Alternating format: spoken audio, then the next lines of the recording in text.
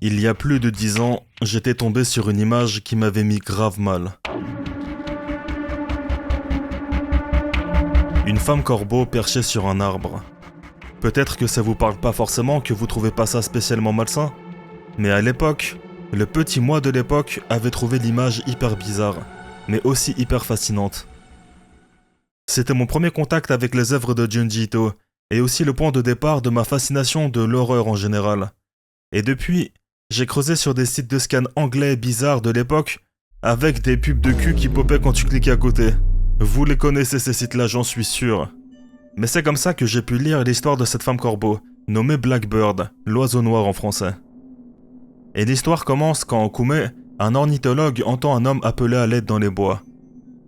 Après l'avoir aidé et accompagné aux urgences, les autorités confirment son identité. Le blessé s'appelait Moriguchi, et lui demande comment a-t-il pu survivre un mois entier avec une jambe paralysée, seul dans ses bois. Il répondit qu'il a rationné la nourriture dans son sac. Le temps passe, son état était stable, sa guérison était sur la bonne voie.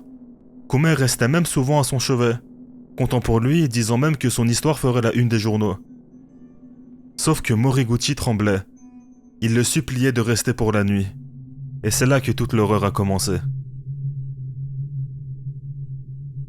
Kume se réveille durant la nuit, parce qu'il entendait des drôles de bruits. Et devant lui, une silhouette se tenait sur Moriguchi. Une femme qui ne semblait pas désorientée par la situation et qui s'en alla tout simplement. Et derrière, Moriguchi cracha un morceau de chair, de la chair crue. Il avoua que cette femme venait chaque nuit, et que ça avait commencé quelques jours après sa chute. Ses rations allaient s'épuiser, mais c'est là que cette femme est apparue et a commencé à le nourrir en mastiquant de la chair et en lui donnant directement dans la bouche, jour après jour, jusqu'à le sauver. Sauf que ça continuait même à l'hôpital, même quand Kume était à ses côtés. Ça allait même jusqu'à ce qu'il crache un œil fraîchement mâché par cette femme. Et quand Kume a essayé de la rattraper à la sortie de l'hôpital, elle s'est envolée. Les analyses ont ensuite confirmé que ces morceaux de chair provenaient de 2 corps humains. Plusieurs mois plus tard, Moriguchi rentra à Tokyo pour essayer de refaire sa vie loin de cette campagne japonaise. Sauf que dans le ciel, au-dessus de son train, planait une ombre menaçante qui rappelait cette femme oiseau. Ce n'est que quelques années plus tard que Moriguchi fut retrouvé mort, au sommet du mont Fuji. Certains disaient avoir vu un oiseau noir gigantesque dévorer son cadavre.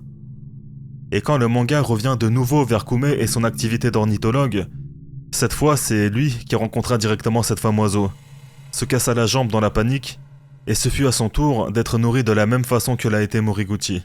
Et ça se finit comme ça. C'était très court, mais ça m'avait suffi. En fait, il y a une montée progressive vers l'horreur qui marche super bien. Tout commence normalement, un premier moment bizarre arrive qui s'amplifie, et tout du long on n'apprend pas qui est cette femme ou ce qu'elle est. Et ça avait contribué au mystère de tout ce récit. Je n'avais pas besoin d'en savoir plus, et c'est ça qui m'avait plu dans le travail de Junji Ito. Après ça, j'ai enchaîné les scans. J'ai découvert une autre partie de son travail qui était découpée en plusieurs chapitres, où en gros, un chapitre égale une histoire. Donc on peut trouver une flopée d'histoires différentes. Des histoires très souvent courtes qui se suffisent à elles-mêmes, qui sont regroupées en un recueil physique. Sauf qu'en France, à l'époque, on n'avait même pas un tome. Donc je lisais tout en anglais, sans comprendre la moitié de ce que je lisais, mais j'étais fasciné par ce que je voyais. Parce que Blackbird, encore, c'était gentil et mignon à côté de ce que j'allais découvrir. Ce que j'aime bien dans ces histoires, c'est qu'il maîtrise le malaise dans plein de ses récits, en transformant un quotidien banal en horreur complète, comme on peut le voir dans les ballons au pendu, quand des gens se font chasser par leur propre tête ballonifiée, pour se faire pendre, avec des visages dessinés de façon bien creepy. Ou cette histoire, Les Murmures, que je trouve intense à sa façon.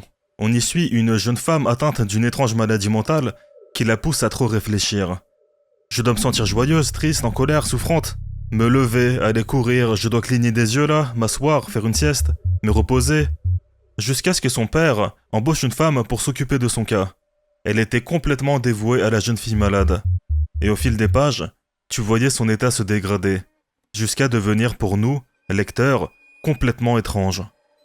Junji Ito joue beaucoup avec l'obsession, voir son corps dépérir à force de se tuer à la tâche, tout ça dans une histoire qui décrit un quotidien hyper banal de monsieur ou de madame tout le monde. Parfois, il ajoute aussi une touche de paranormal, Mais personnellement, ces histoires ne sont pas mes préférées. Je préfère l'inexplicable réaliste, genre me poser des questions sur une entité entre guillemets réelle, plutôt que de me dire c'est bizarre parce que c'est un fantôme, je sais pas si vous voyez ce que je veux dire.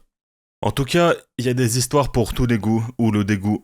S'il y a bien un chapitre qui m'a dégoûté de A à Z, c'est Glycéride, qui raconte l'histoire d'une famille vivant dans un bordel complet depuis le départ de la mer. C'était tellement crade qu'ils vivaient dans une maison pleine de la graisse partout, sur les murs, le sol, les corps. Mais au-delà de cette situation dégoûtante, Glycéride racontait le quotidien d'une famille complètement dysfonctionnelle. Le père était seul et n'avait aucune autorité, le jeune fils était en pleine puberté et se faisait martyriser à l'école à cause de ses boutons, et la seule fille de la famille était devenue son souffre-douleur, la seule présence féminine dans sa vie. Il y a une scène qui peut paraître dégueulasse que pour être dégueulasse, quand le gamin joue avec ses boutons sur le visage pour embêter sa sœur, quand je l'ai relu en grandissant, j'ai vu une toute autre interprétation. Le gamin, qui est en pleine puberté, utilisa la graisse de ses boutons pour gicler sur sa sœur. Et en image, le côté sexuel est pas difficile à percevoir. Et au passage, le père tua son fils juste après. Et quand c'était au tour de la fille d'atteindre la puberté, un volcan en éruption lui apparut en rêve, métaphore de son éveil sexuel et cette crainte d'être emporté par sa libido, représentée par cette rivière de graisse. Comme quoi, derrière toutes ces bizarreries que Ito dessine, il y a parfois des messages comme ça et j'ai eu beaucoup de relectures en grandissant. D'un autre côté, il joue aussi avec les phobies. Pas les phobies les plus classiques, mais celles un peu moins répandues.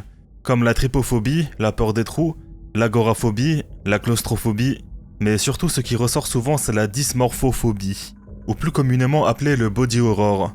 Junji Ito est très fort là-dedans. En fait c'est simple, il suffit de taper Junji Ito dans Google Images, et vous trouverez beaucoup de dessins de personnages défigurés, dégoûtants, monstrueux, qui n'ont presque plus rien d'humain. Un des premiers récits qui m'a marqué concernant le body horror est le mystère de la faille d'Amigara, un chapitre très court mais que je trouve mémorable. Il raconte comment un séisme a révélé des milliers de trous à forme humaine dans les montagnes. Des trous qui attiraient des gens de tout le pays, jusqu'à ce qu'ils finissent par trouver leur trou. Un trou creusé exactement comme eux, correspondant parfaitement à leur morphologie. Les gens sont irrésistiblement poussés à rentrer dedans et s'y glissent sans pouvoir reculer. Et la chute, c'est que des mois plus tard, Junji Ito montre ce qui ressort de l'autre côté de la montagne, après que les corps ont été étirés et broyés pendant des kilomètres dans la roche. C'est court, mais ça marche super bien. Jusqu'ici, je vous ai parlé de son format une histoire égale un chapitre. Mais on peut également retrouver certains longs formats. Les plus connus sont Tomie, Spiral et Gyo. Tomie, c'est clairement son œuvre phare parce qu'elle a même été adaptée en live action, en 1998, et a même eu droit à une trilogie. Enfin, que dis-je, 9 films Tomie. C'est vraiment son œuvre phare. Et en vrai, c'est assez difficile de résumer Tomie, parce que c'est pas un récit qui se suit, mais c'est plusieurs histoires courtes qui suivent toujours le même cycle. La fascination envers Tomie, elle s'introduit dans la vie des gens ordinaires et les gens, surtout les hommes, tombent instantanément fous d'elle. Mais Tomie est manipulatrice, arrogante, narcissique, cruelle. Elle détruit les couples, pousse les gens à la folie et exige une dévotion totale.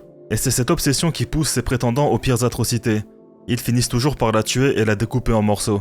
Sauf que elle possède un pouvoir de régénération.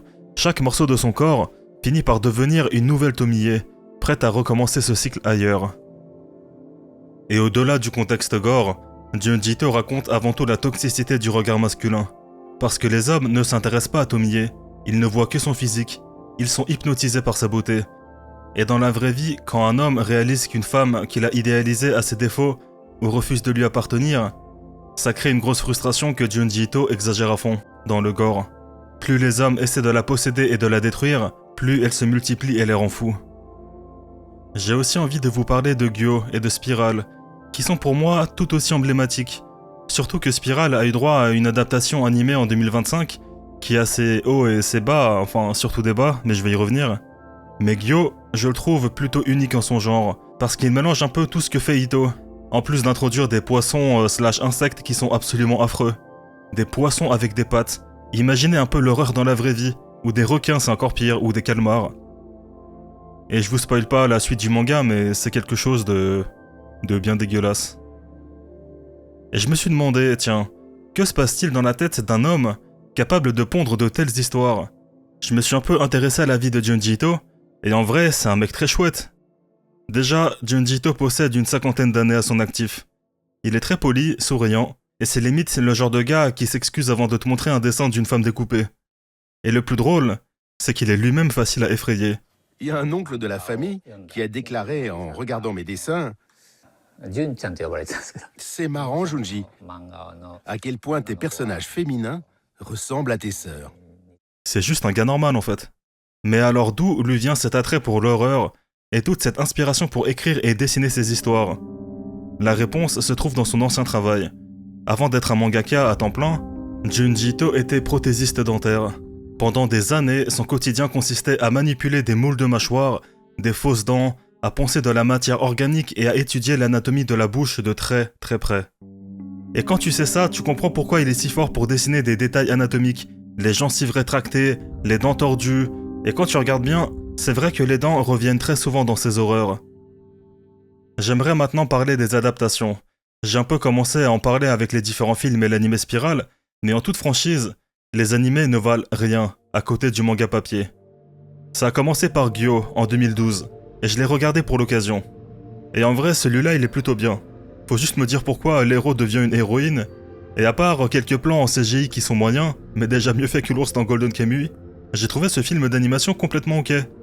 Mais concernant les animés épisodiques qui se veulent reprendre des histoires de plusieurs tomes différents, d'adapter des histoires courtes iconiques comme Soichi, Tomie même, Les Ballons Suspendus ou encore Glycéride, c'est complètement raté. C'est trop plat, c'est trop coloré, tout a l'air trop gentil, c'est comme si on regardait des tranches de vie. Et il y a eu 2 essais d'animés comme ça, la Junji Ito Collection en 2018 et Maniac Anthologie Macabre en 2023. 2 essais, 2 échecs. C'est nul. Et l'animé de Spirale, Uzumaki, a été repoussé pendant 5 années. Les fans l'attendaient au tournant. Ils avaient des années pour perfectionner 4 épisodes en noir et blanc qui semblaient coller parfaitement à l'ambiance du manga, et le premier épisode a mis tout le monde d'accord. Puis vient le deuxième. Oh my god, bro. Oh, hell no, man. What the fuck, man? Get your ass on, boy. You get your goddamn... Ouais, c'est dû à une faillite de production, par un changement de studio qui n'avait ni le temps ni les ressources pour maintenir le niveau du premier épisode. Et pour ne pas gaspiller ces années de travail, ils ont quand même décidé de diffuser les autres épisodes en toute connaissance de cause. Et personnellement, ça me rend vachement triste. La plupart des mangas que j'aime sont tous éclatés en animé, ou du moins on mériterait d'en avoir un. Heureusement, le travail de Junji Ito est devenu beaucoup plus accessible en France. C'est fini les sites de scan anglais avec des tétés qui te sautent dessus quand tu cliques à côté. Aujourd'hui, on a une maison d'édition qui fait un travail de dingue depuis 2021. Je me suis pris quasiment tous les livres, c'est beau, c'est soigné, et s'il vous plaît Mangetsu, sponsorisez-moi, je vous en supplie. J'ai carrément découvert des histoires que je connaissais pas alors que pourtant je pensais avoir écumé Junji Ito, comme Remina qui est devenue l'une de mes histoires préférées, ou Sensor qui est l'une de celles que j'aime le moins, il y en a vraiment pour tous les goûts. Merci d'avoir cliqué sur la vidéo, c'est la première vidéo manga que je fais. Je sais qu'il y a déjà beaucoup de vidéos sur internet qui parlent de Junji Ito, mais il fait partie de ces gens qui ont forgé mes goûts, j'avais vraiment envie d'en faire une petite vidéo au moins. J'ai pas mal d'idées sur des mangas, sur d'autres univers, et voilà, c'était Sekai sur Grosse Galère, à plus.